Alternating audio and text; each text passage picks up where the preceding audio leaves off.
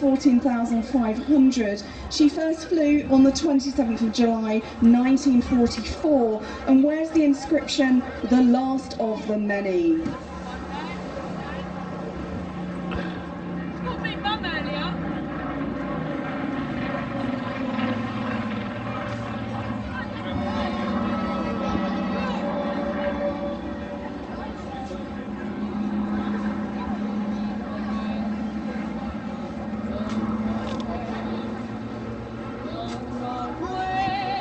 The aircraft are based at RAF Coningsby in Lincolnshire.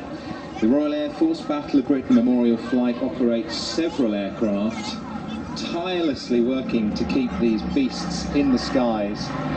We were hoping for the Lancaster bomber to come to see us in Clacton this year, but speaking to one of the team a little earlier, telling us that a radiator is needed. It's been laid up now for a few days. It will take a few more to sort that radiator issue, but of course we hope to see her back in the skies very soon. I think there's just 2 airworthy Lancasters left in the world, so right. It's so important, isn't it, that we do all we can to keep them flying. Lest we forget is the motto of the Battle of Britain Memorial Flight. And the other Lancaster's based out in Canada. I think back in 2014 she made an appearance at the airshow season here in the UK. Now, talking of maintenance and upkeep, Ian, the Hurricane is undoubtedly one of the most complex of the wartime fighters to restore. It's got an intricate melange of steel, aluminium, wood and fabric, and it represents an enormous challenge to the maintenance engineers as well as the pilots to keep her in flying condition. When compared to the Spitfire with its all-metal monocoque construction, the Hurricane is a truly massive undertaking to restore today.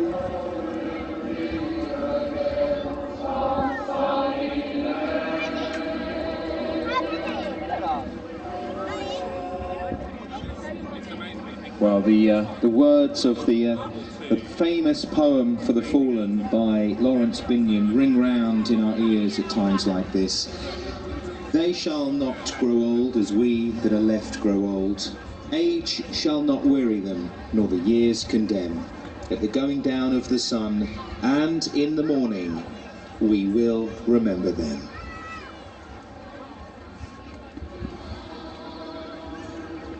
I am the tutor display manager and commentator this season. It's a pleasure to display the Grub Tutor for you all today. We're the smallest display team in the Royal Air Force, only 2 personnel, me and Bob. But it's a small aircraft and it's got a big impact. Turning in towards the crowd now, flying in from the centre at nearly 200 miles per hour, it's Flight Lieutenant Bob Hughes with the 2025 tutor display. Give him a wave.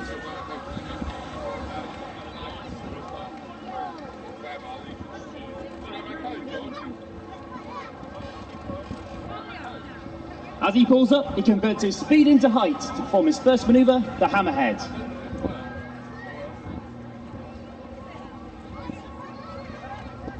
Flight Lieutenant Bob Hughes was born in Carmarthen, South Wales, and started his flying career in the Royal Air Force in 1989, flying the Queen of the Skies, the VC-10 out of RAF Brize Norton.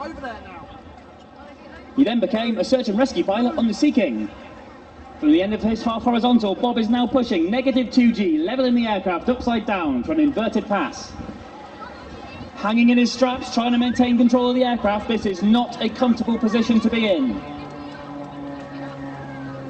This is Bob's second year with the tutor display. He's operating at a base height of 300 feet, except for the 2 final passes at just 100 feet above the sea. The next manoeuvres are the ballistic rolls, which Bob can use to gain energy for the next part of his sequence. Displaying the tutor requires careful energy management due to its low power-to-weight ratio, just 170 horsepower for a whole aircraft to fly. When not displaying, Bob is a qualified flying instructor, or QFI, on 115 Squadron, based at RAF Wittering, where he trains frontline pilots into fellow tutor instructors. During his very varied career, Bob has amassed over 8,000 flying hours on 15 different aircraft types. This represents almost a full year in the air. After this half Cuban, Bob is about to enter a 4-point roll. It's an excellent photo opportunity for you budding photographers.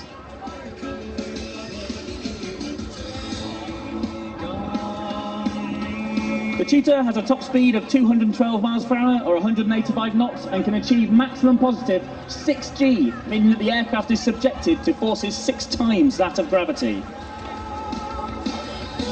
Next off to the left, another wingover, a combined pitching and rolling manoeuvre used to turn the aircraft through 180 degrees. You'll notice that each wingover is slightly different as Bob carefully selects his flight path to cater for differing wind conditions and aircraft energy states. Bob now rolls 90 degrees while pointing straight up before completing a stall turn at almost 0 airspeed.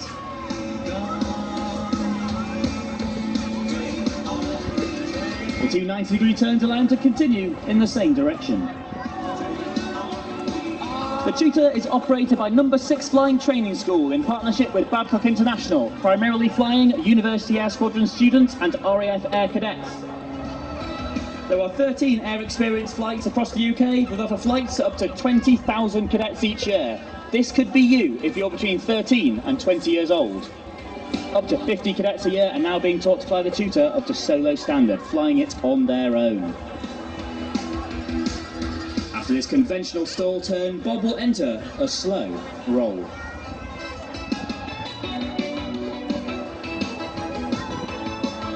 Particularly vulnerable to the wind in the Tutor, Grob, the manufacturer, primarily makes gliders. The Tutor, despite being powered, is built like a glider, making it very light, and therefore it's a particularly skillful display with a blustery wind like we have today. During the slow roll, you may have noticed the Royal Air Force Benevolent Fund heart on the belly of this aircraft, seen since 2022 to celebrate this fantastic charity. We're proud to raise an awareness for the charity that does so much for RAF personnel, air cadets and veterans. I know we've had A-level results day recently. For those of you going to university, there are 15 university air squadrons across the UK.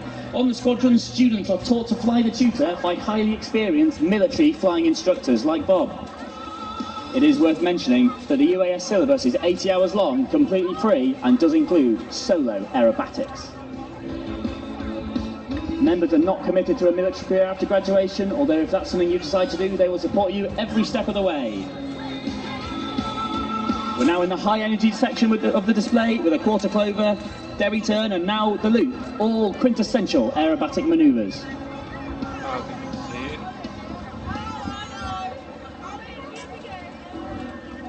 Today, the Royal Air Force is recruiting for multiple rewarding and demanding professions with the continued development of our combat, utility and maritime patrol aircraft, as well as UK Space Command. Now recently joined at RIAT by the introduction of our newest aircraft, E7 Wedgetail, and also remotely piloted capabilities with Protector. Down to just 100 feet over the sea.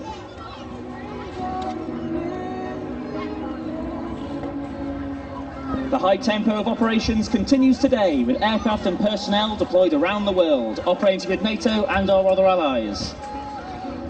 Visit the RAF website to find out more about our professions, including, but not limited to, aircrew, air operations controllers, cyberspace specialists, medics and engineers, and many, many more. We're now in the final section of our display with an oblique loop and a half Cuban. The oblique loop puts the aircraft in plan form to the crowd for some excellent photo opportunities of that Benevolent Fund heart.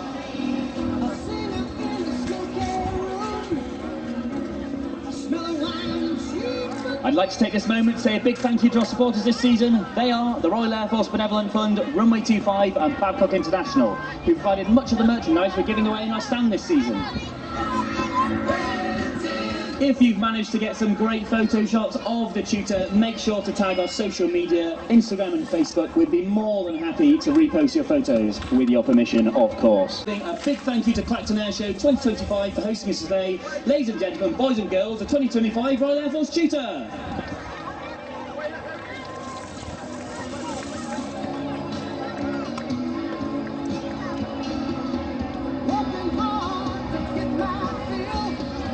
And our special thanks to Flying Officer Sebastian Wilson from the Tutor display team. Will you thank Bob from all of us here at Clacton? That was epic. I will do. He does love the display season. He's going to be missing it next year, but yeah, big fan of everything we do here. So he does enjoy Clacton. He did it last year, he did it this year. He loves the coastal shows. Seb, smashing. Thanks. But as you look to your right now, right on cue, ladies and gentlemen, boys and girls, let's welcome the Lynx AH-7 helicopter.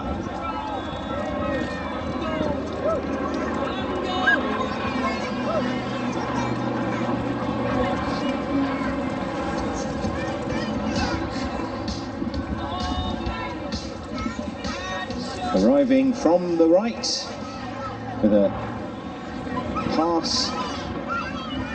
It gave us an excellent opportunity for a photo. We're going to see some incredible aerobatics with this aircraft, Sam, aren't we? Absolutely. So flying for us this afternoon is Lynx pilot Clive Clark. He's spent 17 years in Army aviation as a pilot and helicopter instructor and almost 30 years for Her Majesty's Forces. He has over 6,000 flying hours, mostly on twin-turbine helicopters. He has experience of military flying, including counter-terrorism, airborne reconnaissance, casualty evacuation, pilot instruction, assessment, examination, and he's also flown VIPs in hostile environments such as the jungle and the desert. He now works for the National Police Air Service as a national training captain and spends his hobby in the summer flying at air shows as part of Project Lynx with the Westland Lynx helicopter.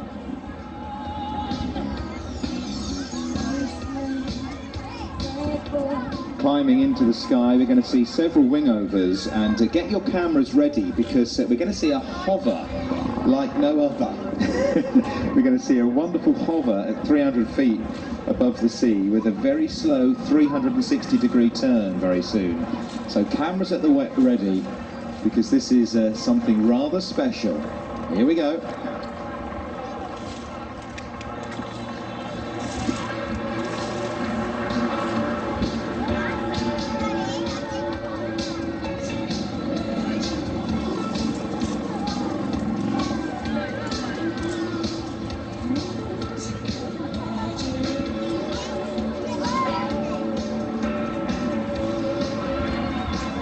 Now, as the Westland Lynx helicopter hovers in front of us, the centre of the display line, he's now flying sideways, pointing his rotor tail back towards the pier and pitching around towards the Jaywick end of the beach. You can see close up here from the seafront the 42-foot main rotor diameter as he dives down. The aircraft is 50 feet long and weighs over 10,000 pounds fully loaded. The engines are two Rolls-Royce GEM 41-to-1 turbo shafts with 1,120 horsepower each. He's now flying backwards before spinning once again, so we see each side of the Lynx helicopter.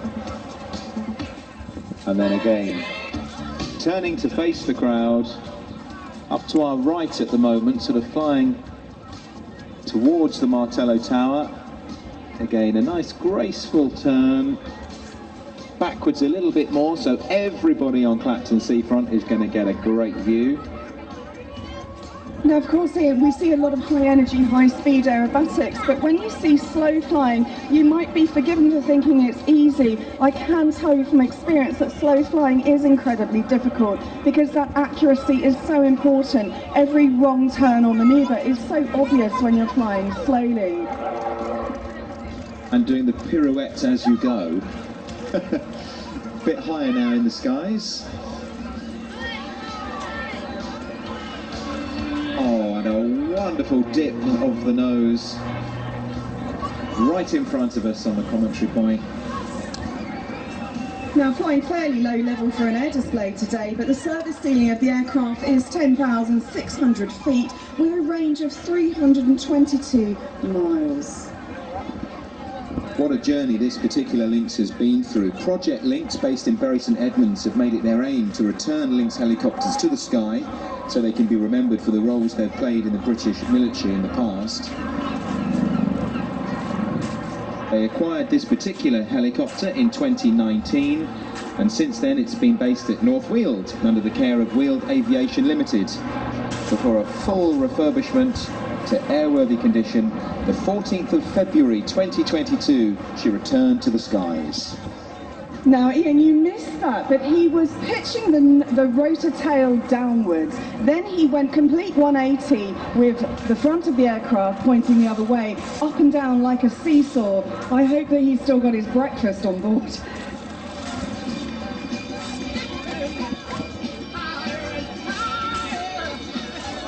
Well, apparently curry and ice cream is the thing that you have before your aerobatics if you listen to the Firebirds. I'm not sure I'm quite brave enough to try that. We'll ask Clive later.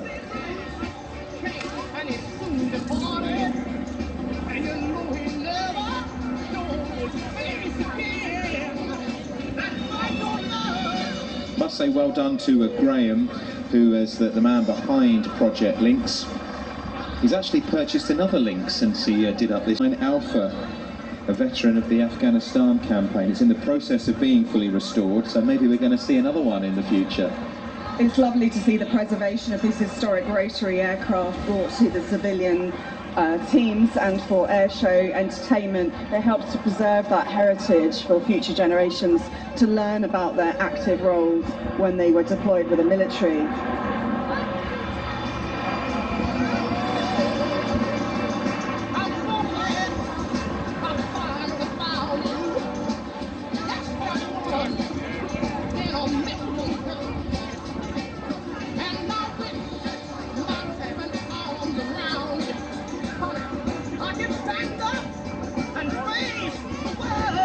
Well, thank you so much for waving as Clive dipped his nose, bowing to the crowd before that rapid descent off over the pier and into the distance along the Tendring coastline. What about that, Clacton? Let's hear it for the Lynx helicopter AH7 from Project Lynx. Thank you, Clive, and of course to Graham Hinckley, the owner, for making this possible. What a fabulous display.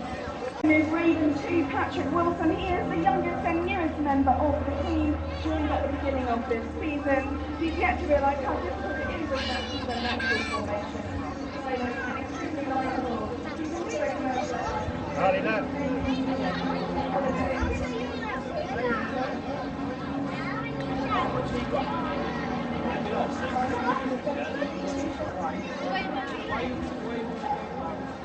around the smoke carrier.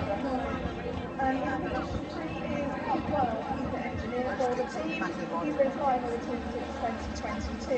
He has over 6,000 flying hours, mostly on tail dragger aircraft, and claims to have done more than 1,000 air displays, which is one of the most air displays than any air display pilot on the circuit. In position 4, we have Gerald Williams. Now, Gerald used to be super famous as a Welsh rugby player. He likes to organise the displays and is the main contact for show organisers. He's got an amazing sense of humour, but he's a great pair of hands behind the cockpit of the RV-8. Despite never being in the military, he's trained largely with military pilots and has huge amounts of discipline and skill. Yeah, good old Gerald likes to do all the organising. We all need a Gerald, don't we, to get us sorted. Raven 5, and you can see a wonderful shot as they come straight towards us now on the commentary point with their lights on and their smoke trailing. Raven 5 this year is Russ Eastwell, an ex-Sea Harrier display pilot.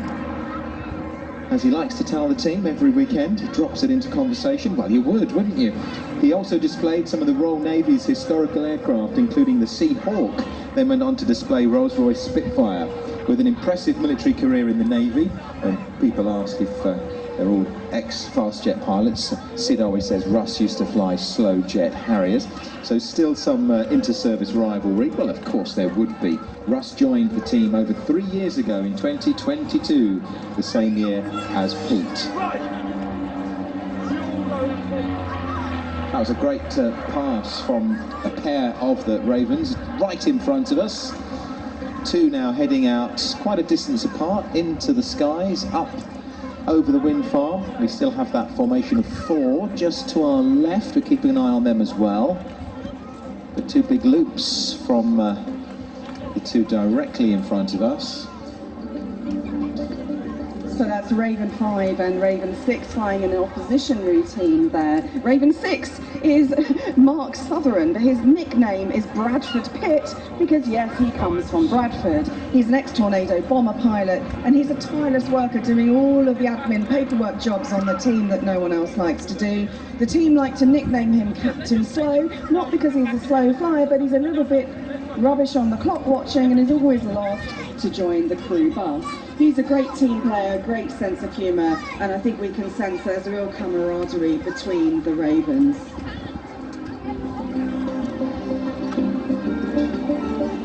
Ravens 5 and 6 now flying from right to left, coming right in front of us. A lovely shot,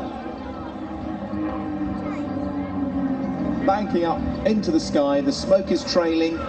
The smoke getting a little lost in the clouds. The darker grey patchy cloud now that's just drifted in front of us. There's still plenty of blue around, but quite a lot of heavy cloud, making quite a nice backdrop actually to the display. And crowd centre, we've got a 4-ship formation coming directly towards us. The smoke's been switched on. You can see the light of the lead aircraft with Sid flying up front there as they go from a 4-ship formation to a crossover and a split. Beautiful, in 4 different directions. 2 to the left, 2 to the right. I think the guys are having a good time today, as always. And rejoining the centre line, we've got Ravens 5 and 6 pulling up, smoke trailing, and straight over the top. And pitching out towards the Jaywick end of the beach. Now you can hear as they pull up the roar of that 180 horsepower engine. It's got great capabilities, and because the aircraft has a fantastic power to weight ratio, it really is like a hot rod in the sky.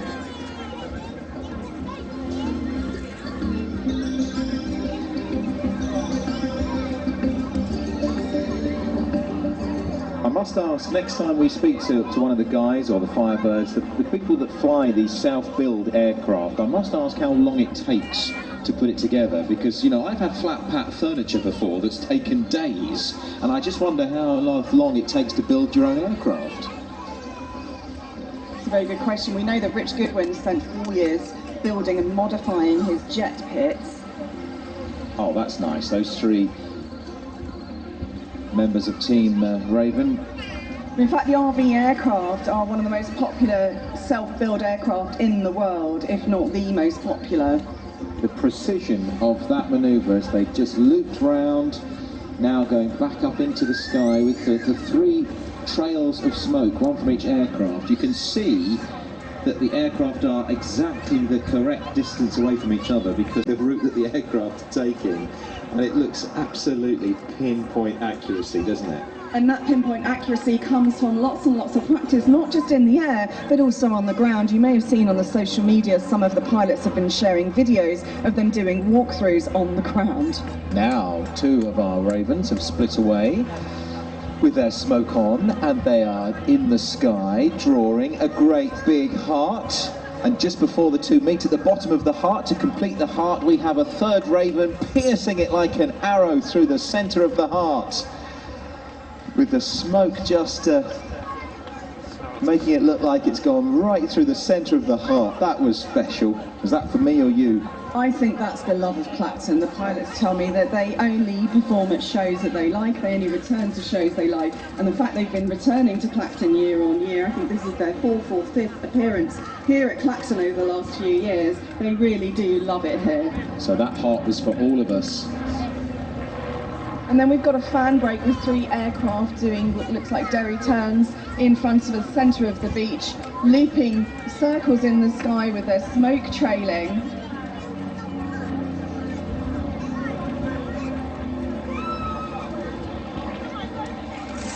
Well, it's a little bit cooler this afternoon, but on very hot days the pilots have to pay lots of attention to the engine performance and power. They can get overheated in the hot weather, so what they do is they make sure they only start the aircraft up at the last minute. They don't sit there with the engines running too long. They keep an eye on that to make sure that they don't overheat.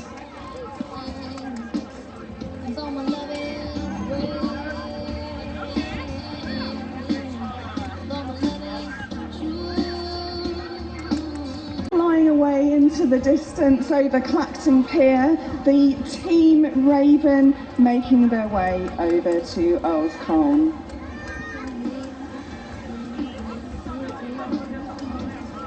One more chance as they line up in formation. Isn't that lovely how they we saw them gathering together in the skies and then coming perfectly together in one line as they soar above us. The smoke goes on.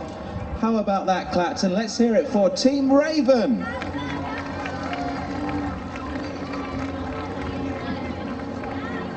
One by one, peeling away and into the distance in front of us. So fascinating to see how all six just came together in the skies to our left, turned and then flew in such close formation. Yes, that handbrake is one of their new manoeuvres they introduced a few years ago. I was chatting to Sid the other evening and he was saying it's a firm favourite of theirs. It's very effective in the sky with that smoke trailing behind. And again, how interesting to watch how the six aircraft were all separate and then within seconds, look how they've come together in a cluster.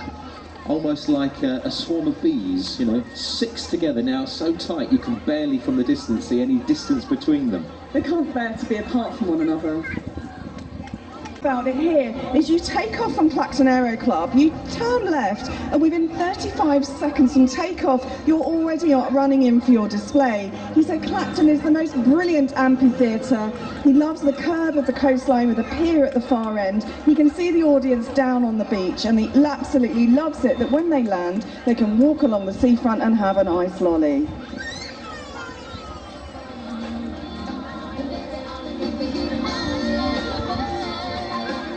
I'm like a bird. We've got Team Raven performing and the seagulls just came really close to the commentary point there, and I think you'd have picked them up on our microphones. And all six now slightly separated. They've been past us once again on the commentary point. Well, now a seagull has landed on one of the bits of kit right now. It's a big old thing, isn't it? Probably thinking, what is going on with our skies today? You know, what is all this noise? I think they're in the search for some chips as well. Yeah. Keep your chips closely guarded if you're enjoying some on the seafront, and your ice creams. So the Ravens won't get an ice cream this afternoon because they're flying back to Earl's Colne to refuel on their way home. They absolutely love it here at Clacton, and wow, wasn't that just a fantastic display, Ian? So if you're listening on 103.5 FM to BBC Essex or BBC Sound... Wood in the military anyway, that's absolutely fine. Scotcher, is it Scotcher? Yes, sir. Yeah, tell me a little bit about what you're doing and why you decided to join the cadets. So some of the main things I've been wanting to do is to get experience when I go into the RAF as an engineer, hopefully, or technician, who knows. In the Air Cadets we can do such exciting activities like flying, field craft, we can learn about radio and stuff, which is what we're doing here. So many exciting things.